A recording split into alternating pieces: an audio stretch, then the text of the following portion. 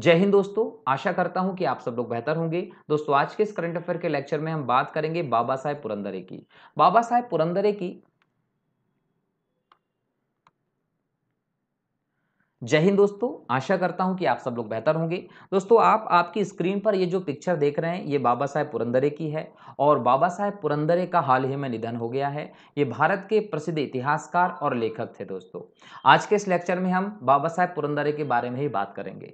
दोस्तों, बाबा साहेब पुरंदरे का वास्तविक नाम था बलवंत मोरेश्वर पुरंदरे और इन्हें शिव शाहिर के नाम से भी जाना जाता था। याद रखिएगा, इन्हें शिव शाहिर के नाम से भी जाना जाता था क्योंकि इन्होंने अपने जीवन काल में शिवाजी महाराज, छत्रपति शिवाजी महाराज को लेकर कई सारे लेख लिखे हैं। जब बाला साहेब पुरंदरे कम उम्र के थे, उस समय से ही इन्होंने शिवाजी महाराज को लेकर लेखन और कहानी लिखने का कार्य शुरू कर दिया था। इन्होंने अपने बचपन से लेकर युवावस्था तक, वृद्धावस्था तक शिवाजी महाराज को लेकर जितनी भी कहानी और लेख लिखे थे, उन सभी को बाद में थिनग्या शीर्षक के साथ एक पुस्तक के तौर पर संकलित कर लिया। ये जो पुस्तक है जिसका नाम है थिनग्या, इसमें वे सभी कहानियां, वे सभी किस्से लिखे हुए हैं जो अपने बचपन से लेकर अपनी इस वृद्धावस्था तक बाला साहेब पुरंदरे जी ने शिवाजी महाराज को लेकर लिखे थे। और इससे हमको शिवाजी महाराज के प्रशासन, उनके शासन व्यवस्था के बारे में सभी प्रकार की जानकारी मिलती है। बाबा साहेब पुरंदरे ने शिवाजी महाराज के अलावा नारायण राव पेशवा की जीवनी लिखी, राजा शिव छत्रपति और केसरी नामक पुस्तकें भी लिखने का कार्य किया है। अगर हम बाबा साहेब पुरंदरे जी की बात करें तो इन्होंने एक लोकप्रिय नाटक को भी लिखा था। इस लोकप्रिय नाटक का नाम था जनता राजा। ये जनता राजा नाम का लोकप्रिय नाटक जो रहा है, ये 1985 के समय प्रसिद्ध रहा है दोस्तों, और इसके रचनाकार भी बाला साहेब पुरंदरे जी ही थे।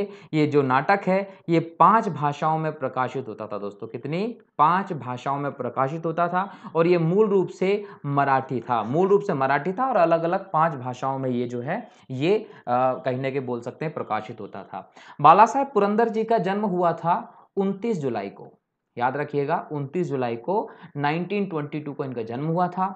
पुरंदरे जी का जन्म महाराष्ट्र में हुआ था, यह भी आप लोगों को ध्यान रखना है, ठीक है। और पहले इनको बलवंत मोरेश्वर पुरंदर कहा जाता था, बाद में इन्हें बाला साहेब पुरंदरे के तौर पर जाना जाने लगा था, ठीक है। चलिए, इसके बाद हम बात करें बाला साहेब ने जितने भी चीजें लिखी थी, जितने भी इन्होंने लेखन का कार्य किया था, उनके आधार पर इन्हें कई सारे पुरस्कार भी मिले हैं। इन्हें मध्य प्रदेश सरकार ने कालिदास सम्मान दिया था। याद रखिएगा, मध्य प्रदेश की जो सरकार है, उन्होंने इन्हें कालिदास सम्मान से नवाजा था और यह सम्मान इन्हें 2007-8 के लिए दिया गया था, याद रखना है। इसके अलावा 2019 में, यह भी याद रखिएगा, 2019 में भारत का दूसरा सर्वोच्च सम्मान, याद रखिएगा, दूसरा सर्वोच्च नागरिक सम्मान जो है पद्म विभूषण, ये भी बाला साहेब पुरंदरे जी को दिया गया था। इसके अलावा 2015 में महाराष्ट्र की सरकार ने, याद रखना है कि 2015 में महाराष्ट्र की सरकार ने महाराष्ट्र भूषण पुरस्कार, ये महाराष्ट्र भूषण पुरस्कार जो है,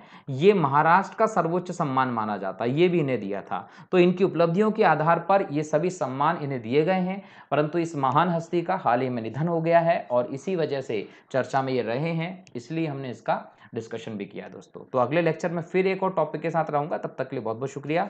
जय हिंद, जय भारत, वंदे मातरम।